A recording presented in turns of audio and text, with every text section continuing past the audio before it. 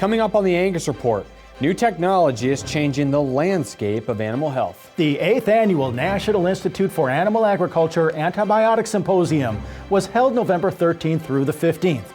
We caught up with one of the speakers to learn more about stewardship. Maternal Plus is a great tool for Angus producers who are interested in getting the most out of their females. We talked with Jerry Cassady about its benefits. And a South Dakota rancher reveals an unusual find from one of his fields. This is the Angus Report. Welcome to the Angus Report. I'm Bob Cervera. And I'm Clint Mefford. Today, we're talking about tools to more easily diagnose bovine respiratory disease. Dr. Jason Nickel, the Associate Director of Precision Cattle Technologies at Merck Animal Health, spoke at the 2018 Angus Convention in Columbus, Ohio. Dr. Nickel introduced a new technology to aid in confirming bovine respiratory disease, Shootside. This right here, this is basically the whisper technology in its current form today. It looks like a stethoscope. In future iterations, it will not look like a stethoscope, because honestly, we're not asking the user, the human, to make a diagnosis. And so, in its current form, the human can hear what the sounds are. We place the device, the stethoscope in this case, on the right side of the animal at the point of its chest, where the algorithm was trained on. It captures an 8-second sound. It's then in real time transferred to a software program that is Shootside, and then we get a score from 1 to 5, 1 being relatively normal lung tissue, 5 being an animal with severely compromised lung tissue. That then gives us an idea of what that animal's lung health status is at that point in time.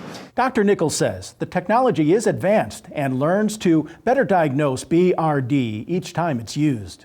The technology works through a process called machine learning. Machine learning is a form of artificial intelligence, and I know that can be sound a little odd, and it begins to make people uncomfortable. But basically, the analogy that I always use is that if you ever have purchased anything through your smartphone, and then all of a sudden you're on your social media feed and you start seeing similar ads like that popping up in your social media feed, that is machine learning. So the companies that you have purchased that merchandise from have figured out what it is that you like, and they are pushing similar things to you with the hopes that you buy more.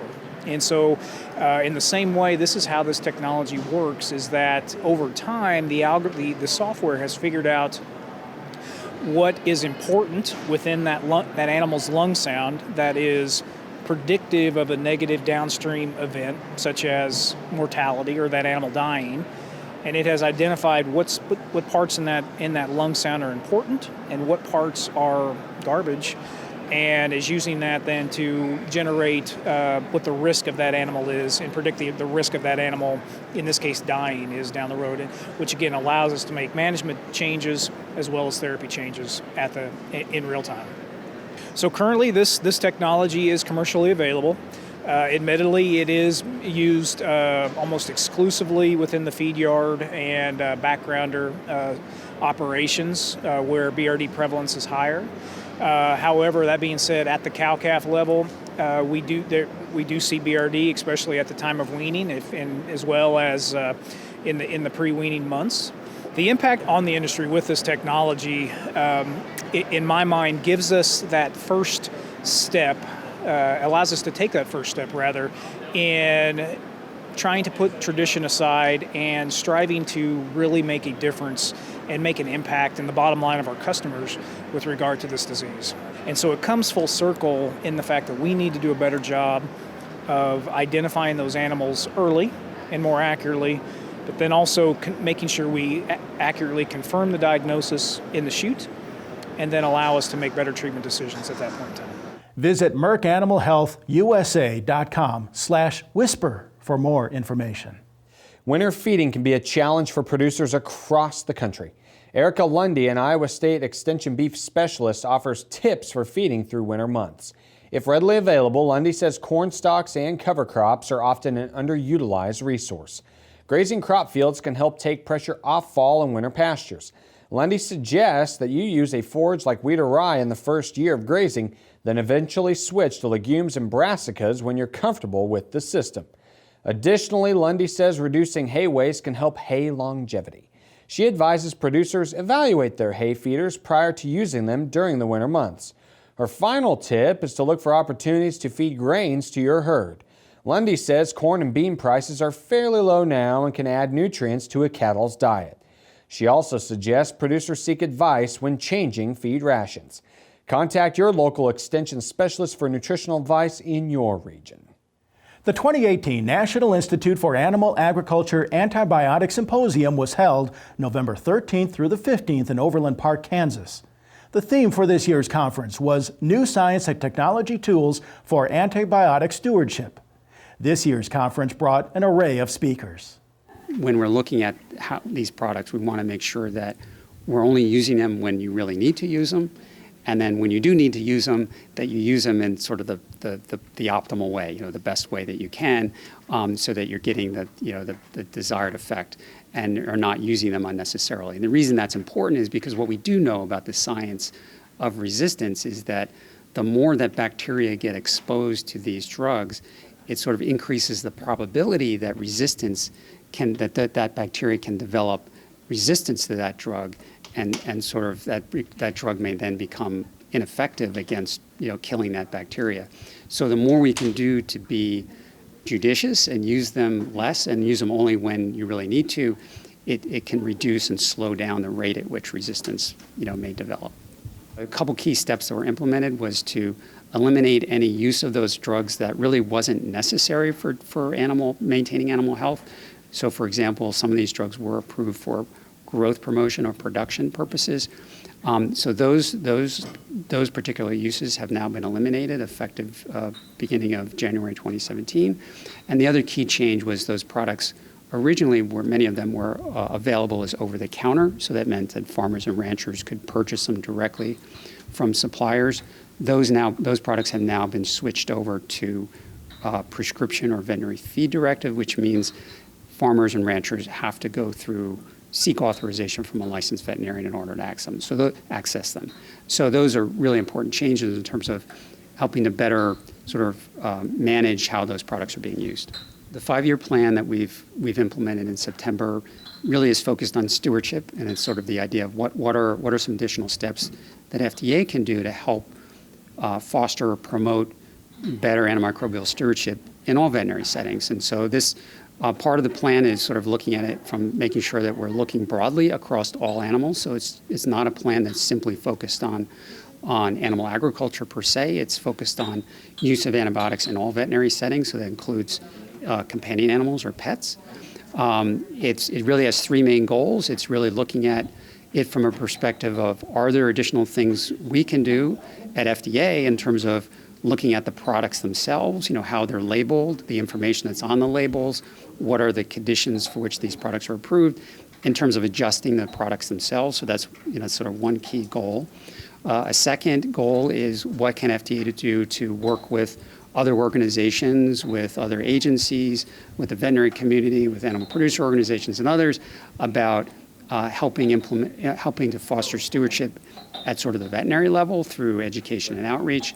And then the third broad goal relates to collecting data on both use and resistance, so that we have the information we need to be able to assess, are the things we're doing making a difference, and are they the right things? Do we need to make adjustments? And can we sort of report out to the public and others about how progress being made, and be able to point to actual data to sort of support that the things we're doing are making a difference. Our goal really is to slow down the development of antimicrobial resistance, and so that we can put in place measures that will help preserve the effectiveness of those drugs, so that they're continue to be useful tools, not only for use in addressing disease in humans, but also for animals. Visit animalagriculture.org for more information on antibiotic stewardship. Prebiotics and probiotics, 2 alternative means of improving cattle health and performance, are on the rise as producers continue to improve antibiotic stewardship efforts. Including the additives can improve return on investment through better feed efficiency, increased production, or more robust immune responses. Probiotic organisms must be alive to have an effect on the microflora of the rumen. The life adds good microbes and bacteria to animals. Additionally, probiotics must be specifically selected for an intended outcome. There are thousands of yeast and bacteria strains of probiotics, and they can all have different effects. One strain might stimulate an immune function, while another strain might improve feed efficiency. Producers must add probiotics to rations on a daily basis to maintain levels high enough to deliver benefit to their animals. Prebiotics are not alive, but they serve as food to probiotics. A prebiotic is a fermentable ingredient that promotes the growth and activity of the microbes in the rumen. They do that by supplying nutrients to those beneficial microbes that are present in the rumen. Simply put, probiotics add microbes and prebiotics multiply good microbes. Stay tuned, more Angus Report after a break.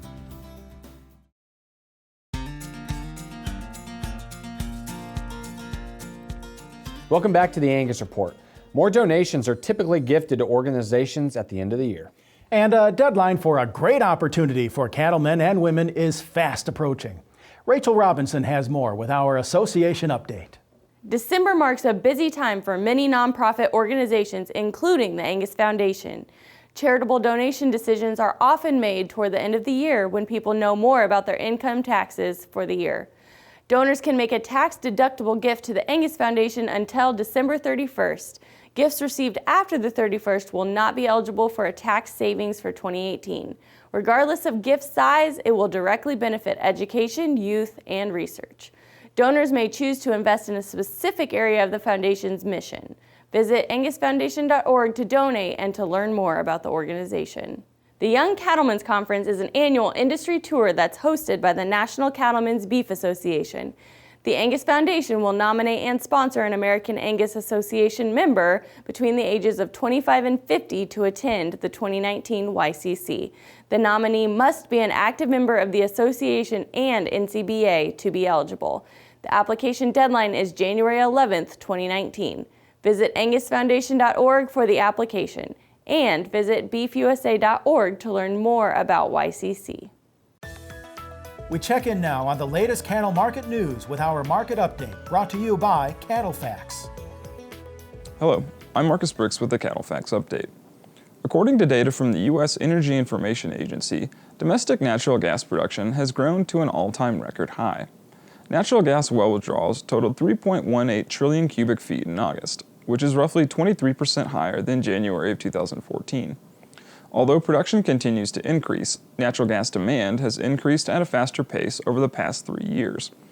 Natural gas exports were also record large in August, at 307.3 billion cubic feet, which is an impressive 128% increase from January 2014.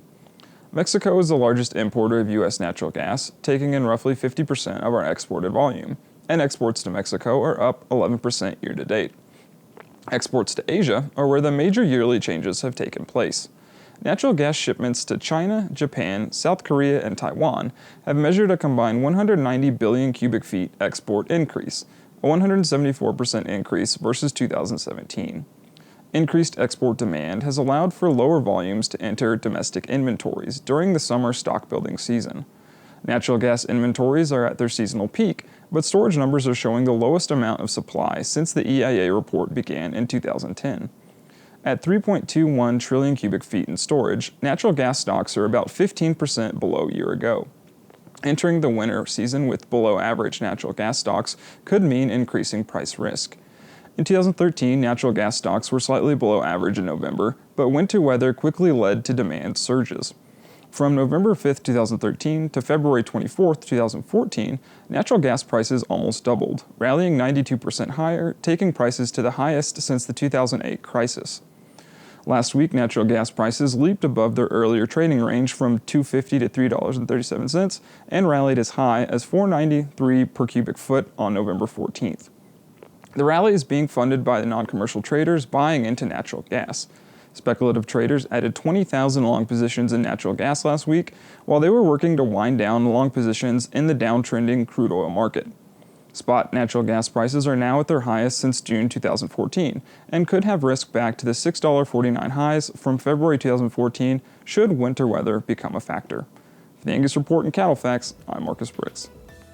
To learn more about Cattle Facts, your leading source for beef industry market information, Visit CattleFacts.com. Next on the Angus Report, a producer tells us why he enrolls in the Maternal Plus program. And the American Angus Association's Jerry Cassady talks about Maternal Plus benefits. Stay with us.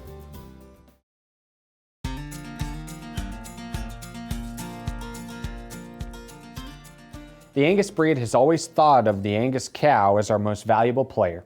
So the American Angus Association launched Maternal Plus, a program that's designed to create an ultimate database of reproductive trait data for Angus cows. Jerry Cassady, Director of Member Services at the American Angus Association, says member-reported data is key to creating a stayability type EPD for the Angus breed. The Maternal Plus program is strategically designed for our association to collect performance data from our membership to successfully allow us to predict a stayability type EPD for our commercial customers, and they've been asking for that.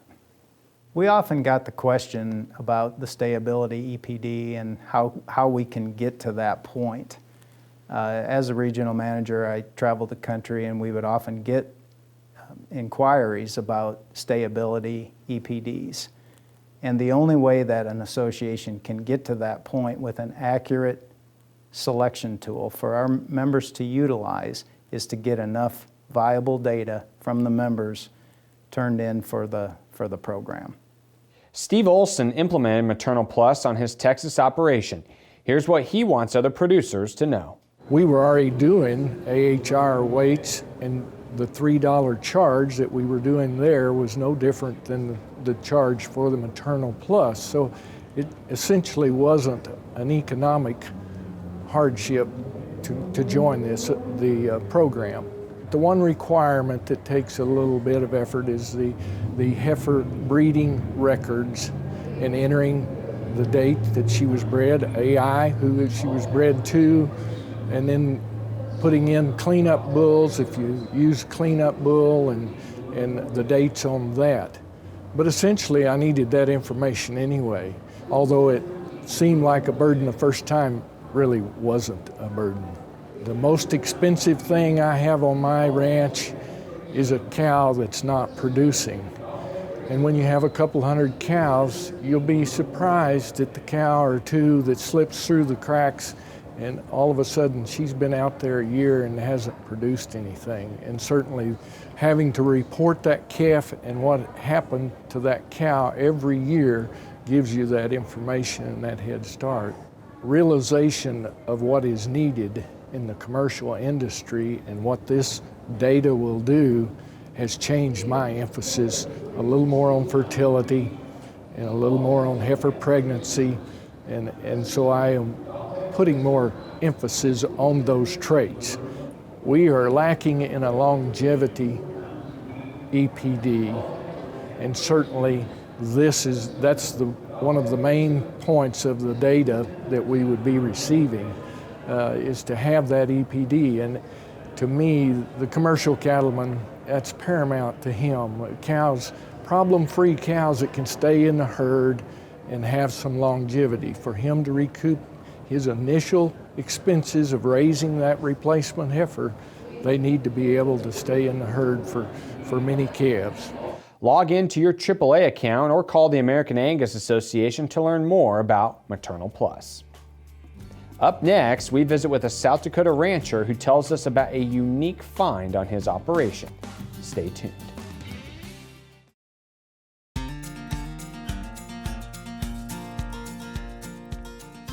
Many producers find some pretty unique things in their fields throughout the years, but for a South Dakota rancher, his find was prehistorical. Bob Bledsoe of Bledsoe Cattle Company tells us what exactly he found in his field. We purchased a ranch in 1980 in Harding County. That's the northwestern county in South Dakota. When we closed on the ranch, the lady that we purchased it from said, "Oh, by the way, there's a lot of dinosaur bones laying here." And I can remember distinctly thinking, "Yeah, right, lady." Pretty soon it was very evident that she was absolutely correct. The family, Becky and I and Grant and Annabette, our daughter, were driving down Highway 79 that runs north and south through the middle of the road, and I'm a speeder. I was going about 85 and I glanced over in the borrow ditch on our side of the fence, and there was this dinosaur leg bone just laying there. I left rubber getting stopped. We went back and the whole family jumped over the fence, and there it was. It was a tibia, which is a shin bone of a hadrosaur. It's a duckbill, and it was just laying there on top of the ground, and then we all were hooked. We'll go up a lot of ravines, and if we see pieces of bones in the bottom, we will look up at both banks and travel upstream and searching for where those bone fragments come from. And when we finally find it, then we do some serious exploration there. It's really, really tough, hard physical work. Hands and knees all the time. A shovel until you detect any part of a bone, then it immediately goes to chisels, screwdrivers, awls, paint brushes, and everything just really, really slows down. And you just take your time and expose one bone at a time, and it'll teach you to be extremely patient. Because when you first detect a bone in the rock or the loose soil, you never know what it is. And so you can't just roughly pull it out. You have to be extremely meticulous or you will ruin it. Try to wrap your mind around 1 million years. And then multiply that by 65. We think humans are awfully hot stuff. We think we're the rulers of all we survey. We've been here less than 3 million years, and that is the farthest, the most generous I can say. Dinosaurs ruled the world for almost 252 million years. So that in itself is extremely humbling. It's great cattle country. We have wonderful neighbors. And then it is just an absolutely wonderful gift that we are able to do paleontology up there. And that's something so few people ever get the chance to do. And it's just fabulous. Bob, on our farm and ranch growing up, we only found arrowheads, never dinosaurs. No, a Triceratops is one of the last things I would expect to find in a cattle field. Exactly. That's all for this week's Angus Report. We'll return next week at this time for more cattle news and highlights. In the meantime, subscribe to our YouTube channel, Angus TV, for more from the association. Thanks for joining us.